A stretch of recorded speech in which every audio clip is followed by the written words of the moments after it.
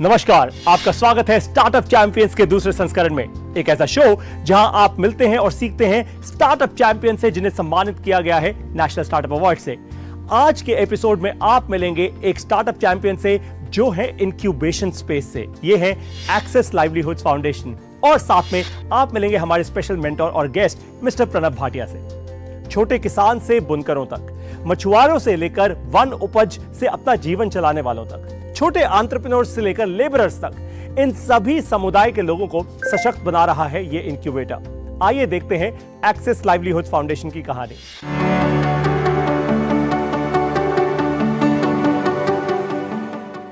हम ग्रामीण महिलाओं के साथ उनका खुद उद्योग जो वो अपना खुद का कंपनियां बनाएं और उससे उनका आय भी बढ़े और वहाँ पे लोकल स्थानीय रूप से वो रोजगार भी दिलाए दूसरों लोगों को। देश में सिर्फ 20% महिलाएं जो 25 से 50 साल के बीच में रहते हैं उनके जो आज इकोनॉमी में एक्टिव है, और बहुत सारे महिलाएं इसलिए नहीं कर पा रहे हैं क्योंकि वहाँ पे गांव के स्तर पे उनको मौका नहीं मिल रहा है। तो हमारी कोशिश यही रही, तो 20 साल से हम लोग यही काम कर रहे हैं कि गांव के स्तर पे ऐसे कैसे इंडस्ट्रीज़ को बनाएं जिसके थ्रू वो महिलाओं को ज़्यादा रोजगार मिले और वो खुद रोजगार बने, वो खुद कंपनी के ओनर्स बने और उसके साथ साथ वो बहुत सारे महिलाओं को भी वो रोजगार दिलाए और आय भी उनका बढ़ाए। बहुत सारे मिनिस्ट्रीज़ जैसे NITI Aayog, ministry of skill development, employment and entrepreneurship, ministry of agriculture and farmers welfare और मिनिस्ट्री ऑफ एक्सटर्नल अफेयर्स, इन सब ने हमको अलग अलग रूप से हमको मदद दिया और हमको प्रोत्साहन किया। बट इसके साथ साथ बहुत सारे इंटरनेशनल फाउंडेशंस ने हमारे साथ काम किया। गांव के स्तर पे अगर आप अच्छे काम, नेक काम करोगे और सच में इससे लोगों का भविष्य सुधर रहा है तो ये दिख जाता है। गांव जाएंगे तो आप देखेंगे महिलाएं खुद बोलेंगे और जब ये दिखने लगता है तो बहुत सारे लोग आगे आते हैं इसको मदद करने के लिए।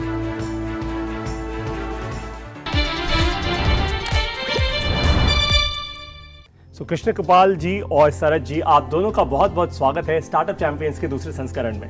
नमस्कार। मेरा पहला सवाल आप दोनों से ये है, देखिए आपका ये जो मॉडल है ये ऑपरेशनली बहुत अनोखा है, बहुत नया है और बहुत इंटरेस्टिंग भी है। आपने छोटे छोटे वहाँ के कस्बों को इकट्ठा किया है, वहाँ पे महिलाओं को आपने एंटरप्रेन्योर बनाया है।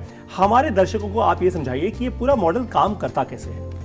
वैसे हमारी प्रेरणा तो मुख्य रूप से अमूल और लिज्जत पापड़ है, जो कि पिछले 70 साल से दिखा चुके हैं कि कैसे ग्रामीण महिलाओं के साथ, ग्रामीण छोटे किसानों के साथ काम किया जाए।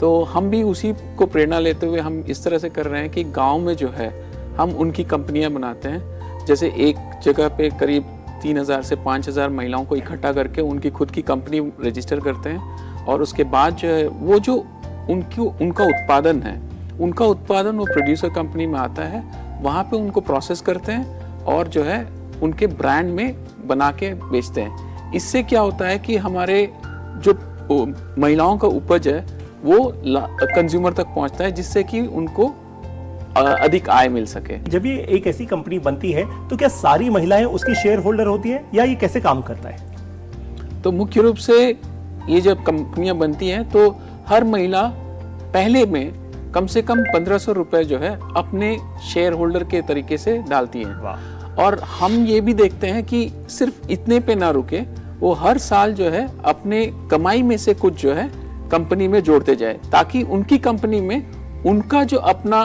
जो पैसा है ज्यादा लगता रहे जी। तो जिसके वजह से कि उनका अपने पैसे लगने की वजह से उनका भी एक जो है उसमें इंटरेस्ट रहता है, उनका स्टेक रहता है। और दूसरी चीज ये है कि इनके स्टेक के वजह से कैपिटल भी जो है वो बाहर से ला सकते हैं। तो इस तरह से हम लोग जो है देखते हैं कि महिलाएं लगाएं। तो जब इन कंपनियों के प्रोडक्ट बनते हैं, मुझे उम्मीद है बहुत किस्मों और प्रकारों के प्रोडक्ट बनते होंगे, तो उनको फिर कहाँ लेकर जाया जाता है और फिर वो कंज्यूमर या एंड कस्टमर तक कैसे पहुँचते हैं?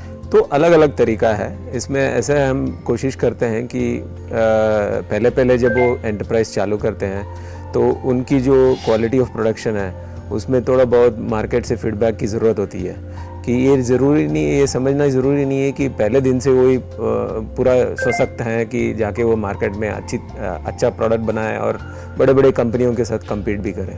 तो इनके साथ हमको काम करना पड़ता है जैसे बुनकर लोगों के साथ काम करते हैं तो उनकी डिज़ाइंस को सुधारना पड़ता है, जो कलर फास्टनेस है क्लॉथ की उसके ऊपर सुधार लेके आना पड़ता है, नए डाइंग टेक्नोलॉजीज इंट्रोड्यूस करनी पड़ती है, तो थोड़ा बहुत मैकेनाइजेशन भी इंट्रोड्यूस करना पड़ता है कि प्रीलूम प्रोसेसेस में जहाँ जहाँ पे उनको क्वालिटी की इश्यूज आती है। तो ये जब सुधर जाता है तो पहले अगर छोटे मार्केट्स में भी बिक्री हो तो उससे खुश रहना चाहिए। उसके बाद जब उनका प्रोडक्ट अच्छा होने लगेगा तो वो ऑटोमेटिकली हमको मौका मिलता है कि आप अर्बन एरियाज़ में घुसो, बड़े बड़े कंपनियों के साथ पार्टनरशिप करो। तो B2B भी होता है और कभी कभी हमने ई-कॉमर्स भी चालू कर दिया है और उनको शॉपिफाई का बेस में उनका खुद का शॉप, ऑनलाइन शॉप बनाने के लिए भी उनको मदद किया है, तो जिसके कारण उनको लेटेस्ट टूल्स और टेक्नोलॉजी के हिसाब से वो डायरेक्टली कंज्यूमर को भी डायरेक्टली रीच कर सकते हैं। बहुत ही तो सही। वो दोनों तरीके से बिकते हैं, B2B और B2C दोनों बहुत ही तरीके से। सही। आप अपनी कम्युनिटी के अंदर लर्निंग और फाइनेंस दोनों ही संभावनाएं देते हैं, ये जरा समझाइए कैसे काम करता है। तो हर कंपनी को बार बार कोशिश करते रहना है कि नया प्रोडक्ट्स इंट्रोड्यूस करें, नया सर्विसेज इंट्रोड्यूस करें। उसके लिए लर्निंग की बहुत ज़रूरत होती है और कंज्यूमर से फीडबैक भी लेने की ज़रूरत होती है कि हमारी सर्विस और या प्रोडक्ट कितनी अच्छी तरह से मार्केट में उसको रिसीव किया जा रहा है। तो जब ये लर्निंग ओरिएंटेशन रहती है तो वो एंटरप्राइज ज़्यादातर सस्टेनेबल बन जाती हैं और अच्छी तरह से मार्केट को सर्विस कर सकते हैं। तो हम ये चाहते हैं कि हमारी महिलाएं जो हैं गांव के स्तर में जो भी ट्राइबल एरियाज से भी हैं उनको भी ऐसे एक सर्विस मिले ताकि वो कॉन्स्टेंटली अपने एंटरप्राइज को नए इनोवेटिव सॉल्यूशंस निकाल सकें। तो उसके लिए हमने एक लर्निंग प्लेटफॉर्म बनाया है जिसके तहत वो सीधी तरह से बाकी दूसरे महिलाएं जो हर अलग अलग राष्ट्र में हैं उनसे साथ भी नेटवर्क कर सके और उनसे भी सीखें और खुद भी उसका नया नया प्रयोग उनके अंदर करें। दूसरा चीज़, आपने फाइनेंस की जो बात की है, फाइनेंस भी ऐसी है कि आप भले अर्बन एंटरप्राइज हो या रूरल एंटरप्राइज हो, आपको अच्छी तरह से अपना फाइनेंशियल मॉडल की क्लैरिटी होने की ज़रूरत है। तो महिलाओं के लिए फाइनेंस की ज़रूरत है। तो जिस तरह के एरियाज से आते हैं, जैसे हम कहीं पे गोंदिया में काम करते हैं जो महाराष्ट्र में ये पूरा नक्सल एक्सप्टेड एरिया है और वहाँ पे महिलाएं को जो है ट्राइबल्स हैं, तो इन लोगों को भी फाइनेंस की ज़रूरत है, पर लेकिन उनको ग्रांट्स की थोड़ा बहुत ग्रांट्स की ज़रूरत होती है कि ताकि इनिशियल स्टेज में वो लोग उसको सीख सके और तैयारी कर सके। उसके बाद उनको डेट की ज़रूरत होती है, उसके बाद इक्विटी भी की ज़रूरत होती है। तो स्टेप बाय स्टेप इन सब की प्रबंध अगर हम कर सकते हैं तो उस एंटरप्राइज सशक्त भी बन सकता है और सक्सेसफुल भी हो सकता है। अब सीधा इम्पैक्ट की बात करते हैं। देखिए, आप लोगों ने इतना सारा काम किया है आज तक, इतने हजारों, करीब 65,000 महिलाओं के साथ आप काम कर रहे हैं। तो आज तक रिजल्ट क्या जनरेट हुए हैं, क्या क्या रिजल्ट बने हैं इन सब लोगों के लिए, प्लीज बताइए। तो अलग अलग तरीके के रिजल्ट्स हैं, बट कुछ हमारे बहुत सक्सेसफुल हैं, कुछ अभी इम्प्रूवमेंट के स्टेज में हैं, इतने काफ़ी सक्सेसफुल। बट हमने कोशिश किया है कि 65,000 महिलाओं के साथ 65,000 महिलाओं के साथ जब हम काम करें उनमें काफ़ी हद तक उनका आय डबल या ट्रिपल हो जाए। तो उसका मतलब यह है कि जैसे बुनकर की प्रोग्राम है हमारी काफ़ी सक्सेसफुल है, 900 महिलाएं 3 कंपनियां चला रही हैं। इन 3 कंपनियों में उनका साल में 2 से 2.5 लाख का आय आता है, जो 3 से 4 गुना है जो आम बुनकर को मिलता है। आम बुनकर को आज भारत देश में 50 से 60 हज़ार रुपये हर साल मिलता है। आप वही हमारे डेयरी कोऑपरेटिव्स में देखेंगे और डेयरी प्रोड्यूसर कंपनीज में देखेंगे, वहाँ पे भी हमने देखा है कि वहाँ पे भी 2 से 3 गुना उनका जो आय है बढ़ चुका है। और ये इसीलिए पॉसिबल है क्योंकि जो ग्राहक अगर 1 रुपया पे करता है कि कमोडिटी के, आमतौर पर बहुत सारे सप्लाई चेन इनएफिशिएंसीज के कारण प्रोड्यूसर को सिर्फ 30 पैसे से 40 पैसा मिलता है। हमारी जो मॉडल है और हमारी एंटरप्राइजेस में हमारी कोशिश रह चुका है कि 70 से 80% उसको महिलाओं को मिले।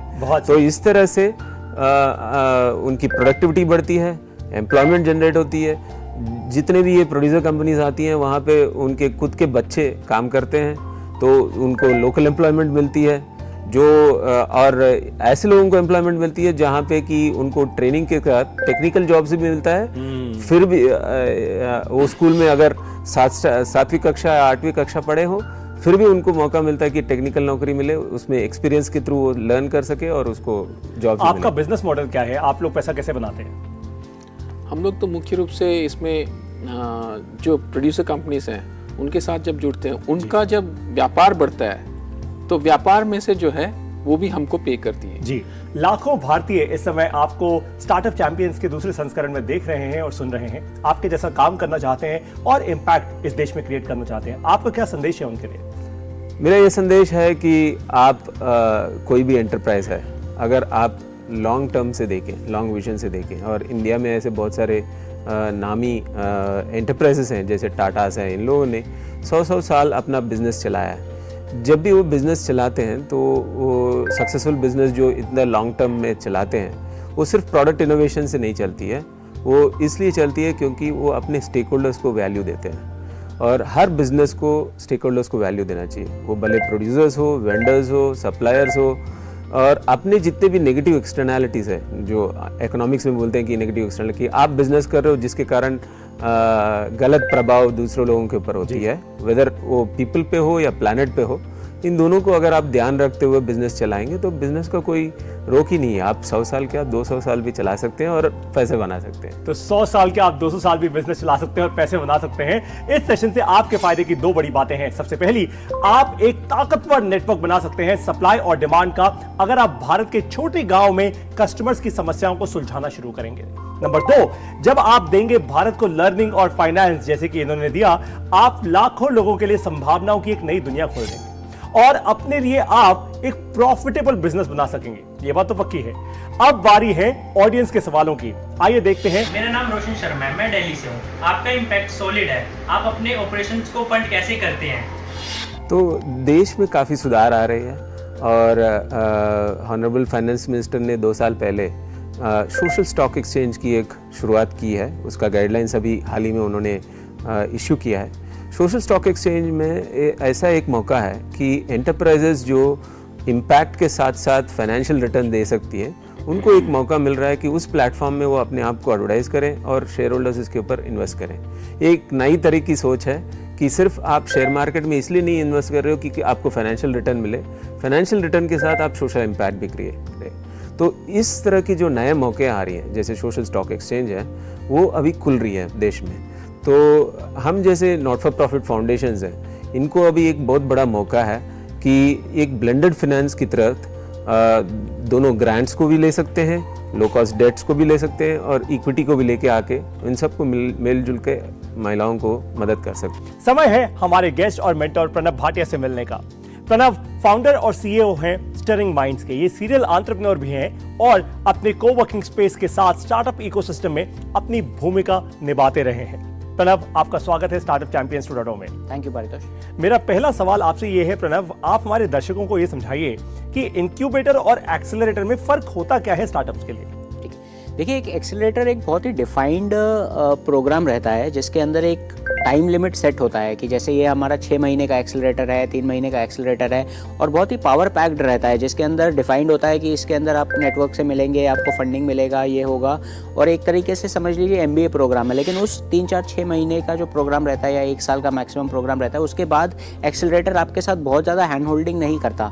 लेकिन इंक्यूबेटर का क्या रहता है कि इंक्यूबेटर एक थोड़ा लॉन्गर स्ट्रेच प्रोग्राम है जो एक थोड़ा पहले के स्टेज से चालू होता है। वो प्री स्टेज से ही चालू हो जाता है जब आपका एक आइडिया डेवलप हो रहा है और आपके साथ एक लंबे समय तक काम करता है और आपके वेंचर के सक्सेसफुल होने में बहुत अहम भूमिका निभाता है। तो एक्सेलरेटर और इंक्यूबेटर के अंदर मेजर ये फर्क रहता है कि एक स्ट्रक्चर्ड प्रोग्राम है, शॉर्ट टर्म टाइम फ्रेम के लिए प्रोग्राम है, और एक लंबा प्रोग्राम है जो आपके साथ ज़्यादा डीपर वर्क करता है। तो आपने कहा कि ये लंबा प्रोग्राम होता है इंक्यूबेटर। लंबे का क्या मतलब है, क्या मीनिंग है, कितना लंबा होता है ये प्रोग्राम? ये आप समझ लीजिए 2 साल से लेके 3 साल 5 साल के रेंज का रहता है, जबकि एक एक्सेलरेटर 6 महीने के आसपास का जनरल ट्रेंड रहता है। जैसे आप अगर USA का Y कॉम्बिनेटर एक्सेलरेटर देख लें तो 6 महीने का प्रोग्राम रहता है। तो ऐसे ऐसे वो अलग अलग तरीके के प्रोग्राम चलते हैं। अब मान लीजिए कि कोई स्टार्टअप आपके पास आई इंक्यूबेशन के लिए, वो इंक्यूबेट हुई और इंक्यूबेशन के दौरान स्टार्टअप को लगता है कि भाई ये मेरा आइडिया ठीक नहीं है, उनको लगता है कि मुझे कुछ और करना चाहिए। तो ऐसे समय में आप क्या एडवाइस करते हैं फिर स्टार्टअप्स को? देखिए, बहुत बार ऐसा होता है कि स्टार्टअप जिस आइडिया से स्टार्ट करते हैं ज़रूरी नहीं है कि उस आइडिया से एंड करते हैं। वो जैसे जैसे मार्केट समझते हैं, जैसे जैसे इन्वायरमेंट को समझते हैं, उन्हें लगता है कि हमारा आइडिया सही नहीं है या हमें कुछ चेंज करना है। उस टाइम पे हम उन्हें एनकरेज करते हैं कि आप अपने आप को चेंज कीजिए। इनफैक्ट स्टार्टअप का सबसे बड़ा स्ट्रेंथ ही ये है कि वो अपने आप को चेंज कर पाता है। एक बड़ा कॉर्पोरेट अपने आप को ईजिली चेंज नहीं कर पाता, इसलिए वो बहुत नए इनोवेशंस नहीं क्रिएट कर पाता। लेकिन स्टार्टअप का जो चेंज करने का उसका फ्लेक्सिबिलिटी है, वही उसकी सबसे बड़ी स्ट्रेंथ है। तो हमें उनको बोलते हैं कि अगर आप एक टाइम तक किसी आइडिया पे काम कर चुके हैं लेकिन आपको लगता है कि अब वो आइडिया मार्केट के लिए सही नहीं है, तो आप उसको चेंज करिए, कोई उसके अंदर प्रॉब्लम नहीं है। जैसे इंडिया के अंदर अगर ओला चालू हुआ कैब हेलिंग सर्विसेज से, अब वो इलेक्ट्रिक व्हीकल्स के अंदर घुस रहा है क्योंकि उसे वो बड़ी अपॉर्चुनिटी लग रही है, तो उसमें कोई प्रॉब्लम नहीं है। आप अपने आप को रीइनोवेट करते रहिए। लेकिन मान लीजिए जब कोई स्टार्टअप आपने इंक्यूबेट की और लेट्स से ऐसा मानते हैं कि आपने उसमें इक्विटी भी ली, आपने कुछ पैसा लगाया उस स्टार्टअप में और इक्विटी ले ली, अब वो स्टार्टअप अपना आइडिया बदलना चाहती है। और मुझे लगता है कि हमारे बहुत सारे दर्शकों का ये सवाल होगा भी कि भाई अगर किसी ने मुझ में पैसा इन्वेस्ट किया है और आज मैं अपना आइडिया बदल रहा हूं, तो उस समय एक इन्वेस्टर की तरह और एक इंक्यूबेटर की तरह क्या आप अलग अलग सोचते हैं, या आप ये कहते हैं कि नहीं भैया जो आपने पहले वादा किया था वही कीजिए, अदरवाइज मेरा पैसा वापस लौटाइए और जाइए? तो आपका क्या विचार रहता है इस समय पे? देखिए, ज़्यादातर क्या होता है कि एक इंक्यूबेटर और एक इन्वेस्टर आइडिया में कम, टीम में ज़्यादा इन्वेस्ट करता है। तो उसे जब तक लगता है कि ये टीम कैपेबल है एक नए आइडिया को एक अच्छी डायरेक्शन में ले जाने के लिए, उसे फ़र्क नहीं पड़ना चाहिए कि उसका आइडिया अगर वो एंटरप्रेन्योर आइडिया बदल भी रहा है तो, क्योंकि असली में जो रिटर्न मिलने वाला है आपको, सक्सेसफुल होने पे मिलने वाला है एक पर्टिकुलर लॉन्ग टर्म आइडिया को, चाहे वो आइडिया एक्स हो या वाई हो, उससे बहुत ज़्यादा फर्क नहीं पड़ना चाहिए। तो अगर कोई ऐसा सोचता है कि जिस आइडिया पे पैसा लगाया था उसी आइडिया पे काम करना चाहिए, तो वो गलत सोच है। क्योंकि ज़्यादातर मैं ये समझता हूँ कि लोग टीम पे इन्वेस्ट करते हैं। As long as team strong है और वो लॉन्ग टर्म नए आइडिया को एग्जीक्यूट कर सकती है, तो कोई फर्क नहीं पड़ना चाहिए। इंक्यूबेशन के समय, क्योंकि कंपनियां बहुत छोटी होती हैं इंक्यूबेशन के समय, तो भाई तभी इंक्यूबेशन मिल रहा है, ऐसे समय पे इक्विटी अगर डाइल्यूट करे कोई अपना फाउंडर, तो वो कितनी इक्विटी डाइल्यूट करे? देखिए, बहुत ज़्यादा इक्विटी शुरू में डाइल्यूट नहीं करनी चाहिए, क्योंकि बाद में फिर ज़्यादा दिक्कत होती है। तो एक ज़्यादा से ज़्यादा आप 3 से 7% के बीच का आइडिया लेके चल सकते हैं, और ज़्यादातर इंक्यूबेटर्स इस रेंज में ऑपरेट करते हैं। ऐसे इंक्यूबेटर जो 10-15% भी लेते हैं, लेकिन जो मार्केट का स्टैंडर्ड है जिसमें आपको ऑपरेट करना चाहिए, वो 3 से 7% के बीच का आपको स्टैंडर्ड लेके चलना चाहिए। और जब कोई इंक्यूबेटर अगर 3 से 7% इक्विटी मान लीजिए लेता है, तो क्या वो केवल जो रिसोर्सेज देता है, जगह देता है, उसका पैसा है, या एक्चुअली में कोई पैसा और कैश भी इन्वेस्ट करता है वो स्टार्टअप में? बोथ टाइप के इंक्यूबेटर एग्जिस्ट करते हैं। कई लोग सिर्फ रिसोर्सेज प्रोवाइड करते हैं इन टर्म्स ऑफ आपका स्पेस, नेटवर्क और ये सब, और कई इंक्यूबेटर्स पैसा भी डालते हैं। तो ज़्यादातर आपको ऐसे इंक्यूबेटर के पास जाना चाहिए जो आपके स्टार्टअप में पैसा भी डाल रहे हैं, क्योंकि शुरू के टाइम पे आपको पैसा की बहुत ज़रूरत होती है। Apart from a lot of things जो आपको मार्केट से मिल जाता है, पैसा सबसे ज़्यादा इंपॉर्टेंट है। तो अगर आपको इंक्यूबेटर पैसा दे रहा है तो सबसे बड़ा इंपॉर्टेंट चीज़ है वो। बहुत सही।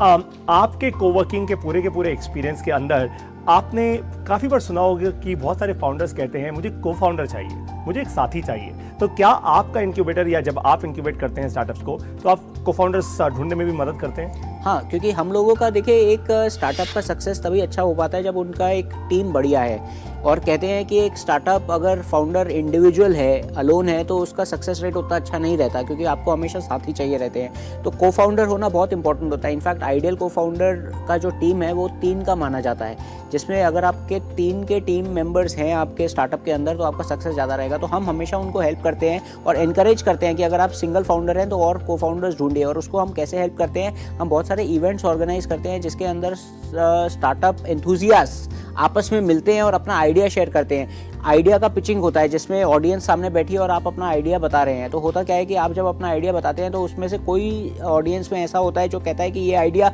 मुझे भी करना है और मैं आपके स्टार्टअप के अंदर को फाउंडर बनना चाहता हूँ। तो वो फिर उस पिचिंग सेशन के बाद आपस में मिलते हैं, नेटवर्क करते हैं। ऐसे ऑनलाइन प्रोग्राम्स भी होते हैं और ऐसे ऑफलाइन प्रोग्राम्स भी होते हैं जो हम इनकरेज करते हैं। और इसे एक तरीके से को फाउंडर डेटिंग की तरह कहा जाता है, क्योंकि देखा जाए तो एक को फाउंडर बनना एक स्टार्टअप में इज मोर लाइक मैरिज, शादी की समान है। क्योंकि आप अपने शायद जीवन साथी के साथ उतना टाइम नहीं स्पेंड करते जितना आप को फाउंडर के साथ स्पेंड करते हैं। तो वह बहुत इंपॉर्टेंट है कि आप सही को फाउंडर को ढूंढें, और इस प्रोसेस में हम हेल्प करते हैं, क्योंकि हम लोग बहुत सारे को फाउंडर्स के साथ पहले मिल चुके होते हैं और उनके बारे में जानते होते हैं, तो हम इंट्रोड्यूस करते हैं। बहुत सारे आपने आज ऐसे जवाब दिए हैं जिससे दिमाग खुलेगा बहुत सारे लोगों का, और इसी कारण से मैं आपसे जानना चाहता हूं। देखिए, आज लाखों भारतीय आपको सुन रहे हैं, देख रहे हैं स्टार्टअप चैंपियंस के दूसरे संस्करण में।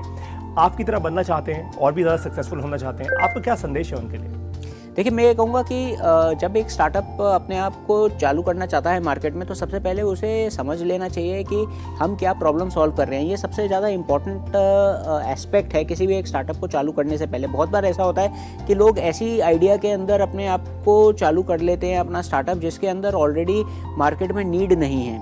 हो सकता है वो कह रहे हैं कि हम एक ऐसा स्टार्टअप बनाते हैं जो अमेजन के जैसा है। अब अमेजन ऑलरेडी वो कर रहा है तो आप करके उससे क्या करोगे? तो आपको समझ लेना चाहिए कि आप क्या प्रॉब्लम सॉल्व कर रहे हो मार्केट में। वो प्रॉब्लम मार्केट में एग्जिस्ट करता भी है कि नहीं करता। अगर वो प्रॉब्लम मार्केट में एग्जिस्ट करता है तो क्या आप सही इंसान हो या आपकी टीम सही है उस आइडिया को सॉल्व करने के लिए? आपके पास वो नॉलेज है? क्या आप उस आइडिया को सबसे तेज तरीके में सॉल्व कर सकते हो जिससे पहले कि बड़े प्लेयर जैसे रिलायंस या बड़ी बड़ी कंपनीज उस आइडिया में जंप करें? क्या आप सफिशिएंट मार्केट क्रिएट कर सकते हो?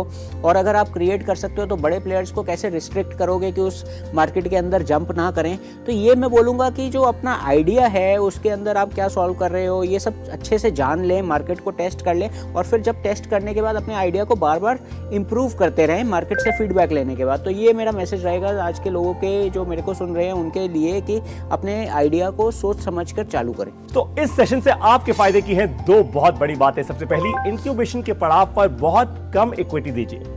इंक्यूबेटर्स में जब आप जाते हैं तो ऑफ कोर्स वो आपसे इक्विटी लेते हैं भाई, ताकि जिसको कहते हैं ना स्किन इन द गेम उनकी भी हो। लेकिन बात बहुत साफ है कि इक्विटी आपको बाद में भी फंड जब आप रेस करेंगे देनी पड़ेगी। तो पहले कम इक्विटी अपनी लूज कीजिए, इंक्यूबेटर को अपना साथी बनाइए। नंबर 2, इंक्यूबेशन प्लेटफॉर्म का इस्तेमाल कीजिए प्रोडक्ट मार्केट फिट को अचीव करने में। ये आप पहले भी समझ चुके हैं how to start a startup के हमारे एक और सेगमेंट में। शुरुआती दिनों में ऐसे काम कीजिए जो स्केल ना हो सके, ये एकदम सही है, कोई दिक्कत की बात नहीं। लर्निंग से ही होती है अर्निंग, अब तक तो आप जान चुके हैं ये बात। अब लेते हैं 22वां कदम, how to start a startup का। इट्स टाइम टू स्केल, यानी अब समय है अपने बिजनेस को स्केल करने का। इसको आराम से और अच्छे से समझिएगा। सबसे पहली चीज, अब तक आपने बिजनेस को मजबूत और प्रॉफिटेबल बनाने के 3 फाउंडेशंस के बारे में जाना है। फाउंडेशन क्या होती है? जो आपकी ठोस जमीन होती है। सबसे पहला डिस्ट्रीब्यूशन, दूसरा होता है केपीआई आपकी टीम के लिए, इसको हम कहते हैं की परफॉर्मेंस इंडिकेटर, और तीसरा है आपका बिजनेस मॉडल। अब तक अपनी स्टार्टअप में आप काफी बार फेल हो चुके होंगे। आपने हायरिंग, मार्केटिंग, सेल्स में गलतियां कर ली होंगी। आपको बहुत सारा कस्टमर फीडबैक भी मिल चुका होगा, कुछ अच्छा कुछ बुरा।